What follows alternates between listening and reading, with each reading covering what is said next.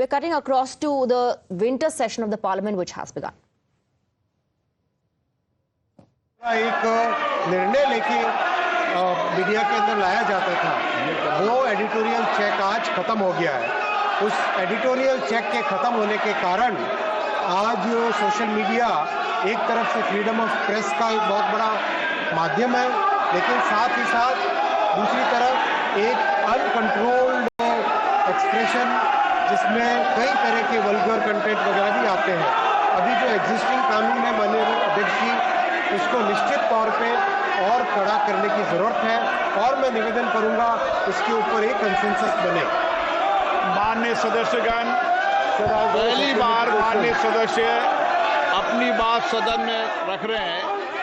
नए सदस्य प्रश्नकाल है, आप प्रश्नकाल चलने दें। आपका जो विषय है प्रश्नकाल के बाद चर्चा पर बात करेंगे। आप प्रश्नकाल चलने दें। आप सदन नहीं चलने देना चाहते, सदन में गतिरोध पैदा करना चाहते हैं। सदन चले, मर्यादा से चले, सभी मान्य सदस्यों को अपनी बात कहने का पर्याप्त समय पर्याप्त हो दो।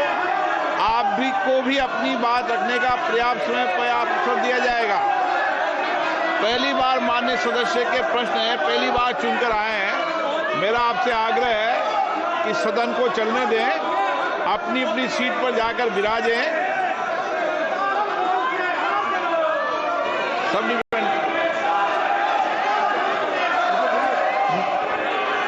इस तरह के आपत्तिजनक सामग्री के प्रसार में विदेशी प्लेटफॉर्म और OTT प्लेटफॉर्म्स की जो भूमिका आती है, क्या सरकार ऐसे प्लेटफॉर्म्स को जवाबदेह बनाने भारत के कानूनों के तहत उनके संचालन को नियंत्रित करने के लिए कोई नई नीति लाने पर विचार कर रही है?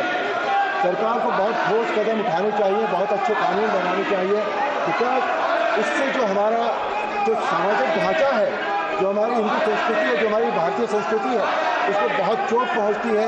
आज हम जब घर में बैठकर टेलीविजन देखते हैं या सोशल मीडिया पर कुछ भी देखते हैं, तो वो परिवार के साथ बैठकर हम नहीं देख पाते। इससे हमारे नैतिक मूल्यों का बहुत बुरी तरह से ह्रास हुआ है। सरकार को पूरी तरह इस बारे में ठोस कदम उठाने चाहिए और जो भी कंटेंट प्रोवाइडर्स हैं, जो भी विदेशी प्लेटफॉर्म्स हैं, इन सबको भी संचालन के रूप में लाना चाहिए। धन्यवाद। माननीय अध्यक्ष जी, माननीय सांसद शॉर्ट में देते जवाब। माननीय सांसद महोदय ने बहुत महत्वपूर्ण विषय उठाया है। जिन ज्योग्राफी से, जिन कंट्रीज से सोशल मीडिया के ये प्लेटफॉर्म्स निकले हैं, वहाँ की सेंसिटिविटी और अपने देश की सेंसिटिविटी में बहुत बड़ा फर्क है और ये इस तरह का डिबेट आज दुनिया के करीब करीब हर देश में। इसीलिए मेरा निवेदन है माननीय अध्यक्ष जी कि जो अपनी पार्लियामेंट की स्टैंडिंग कमेटी है, वो भी इस विषय को उठाए और इस विषय पे समाज में कंसेंसस हो और इसमें और कड़े कानून बने। माननीय सदस्य, प्रश्नकाल महत्वपूर्ण समय और आप सबका समय।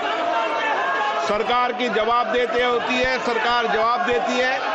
आप प्रश्नकाल को चलने दें। आपको हर मुद्दे पर, हर बात पर चर्चा करने का पर्याप्त अवसर दिया जाएगा। मैं पुनः आग्रह कर रहा हूं, प्रश्नकाल महत्वपूर्ण समय होता है, आप सदन में चलने दें। आप नियोजित तरीके से सदन में गतिरोध पैदा करना चाहते हैं, ये उचित नहीं है। सदन की कार्रवाई आज 12 बजे तक के लिए स्थगित की जाती है। Ruckus in Lok Sabha House has been adjourned till 12. Multiple issues that the opposition in fact is raking, and it was anticipated that this will be a stormy session. There were several adjournment motions that were given by the Congress on Manipur and the Waqf Amendment Bill as well. So massive ruckus in Lok Sabha. We'll try and connect with the reporters as well to get you more details. We have Sabyasachi getting us more input. Sabyasachi, we just saw what happened in Lok Sabha. The chair, of course, appealing to the opposition to allow the House to function normally, but sloganeering went on. Well, that's right. See, absolutely chaos and ruckus broke out inside the House, and Lok Sabha Speaker Om Birla continuously requesting the members to maintain the decorum of the House and let the House function, because continuously from the opposition side, several adjournment motions have been given and asking for a discussion, as the opposition feels that these are the pressing issues that the government need to have a discussion on, be it the Adani controversy or the Manipur issue, as well as the Waqf amendment bill. So clearly the opposition says that they want a discussion. Time and again we have seen that assistance has been given either by Prime Minister Narendra Modi as well as from the Parliamentary Affairs Minister Kiran Rijiju at the start of the session, stating that the government is ready to have any sort of discussion which the opposition want. But first and foremost, they have to let the House function, because people of the country look up to the Parliament to address the pressing issues which is going around in the country. But clearly on the first day of the winter session also, the Lok Sabha Speaker Om Birla has clearly said that sloganeering and there is no place of sloganeering and placards in the House, and the members should maintain the decorum of the House and let the House function. But today also we are seeing that the same picture could be seen from the opposition MPs. At different opposition MPs have already given several adjournment motion asking for a discussion on issues like Manipur, Waqf Board, Adani controversy, Waqf bill. So clearly the war of words is going to escalate as the House has been adjourned till 12 p.m. Absolutely. Now, this was anticipated, given the opposition's adjournment motion notices that were given, the Congress especially, on issues from Manipur to Waqf amendment bill. And once again, what we are witnessing is a stormy session, Sabyasachi. That also leads us to, ask the question whether important issues will be allowed to be discussed in the House. Well, that's right. See, if you talk about the Lok Sabha, there are certain important bills which were supposed to be tabled today. If you talk about the banking bill or the railway bill, which are important bills that was going to be presented by Nirmala Sitharaman and Union Minister Ashwini Vaishnav.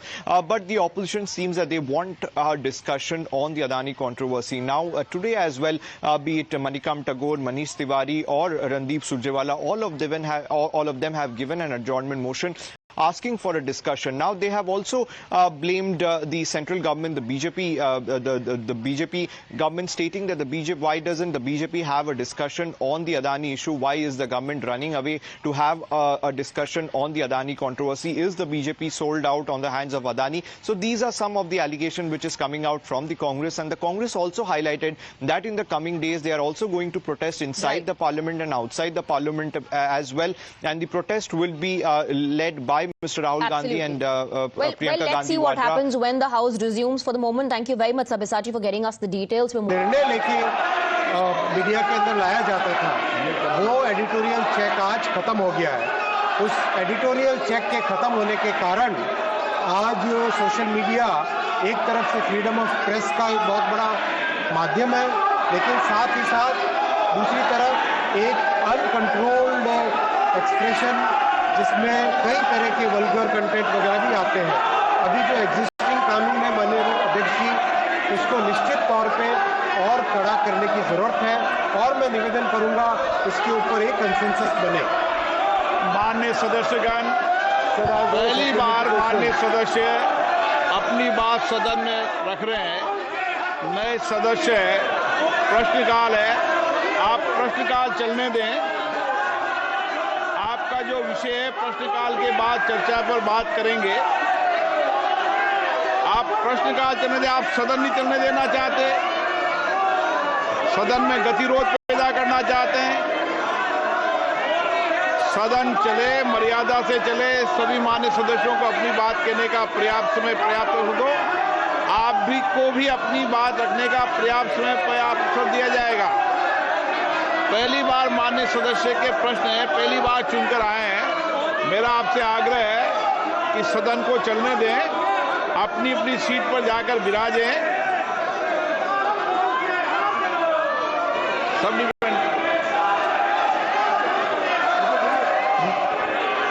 इस तरह के आपत्तिजनक सामग्री के प्रसार में विदेशी platform और OTT प्लेटफॉर्म्स की जो भूमिका आती है, क्या सरकार ऐसे प्लेटफॉर्म को जवाबदेह बनाने, भारत के कानूनों के तहत उनके संचालन को नियंत्रित करने के लिए कोई नई नीति लाने पर विचार कर रही है? सरकार को बहुत ठोस कदम कदम उठाने चाहिए, बहुत अच्छे कानून बनाने चाहिए, बिकॉज इससे जो हमारा जो सामाजिक ढांचा है, जो हमारी हिंदू संस्कृति है, जो हमारी भारतीय संस्कृति है, उसको बहुत चोट पहुंचती है। आज हम जब घर में बैठकर टेलीविजन देखते हैं या सोशल मीडिया पर कुछ भी देखते हैं, तो वो परिवार के साथ बैठकर हम नहीं देख पाते। इससे हमारे नैतिक मूल्यों का बहुत बुरी तरह से ह्रास हुआ है।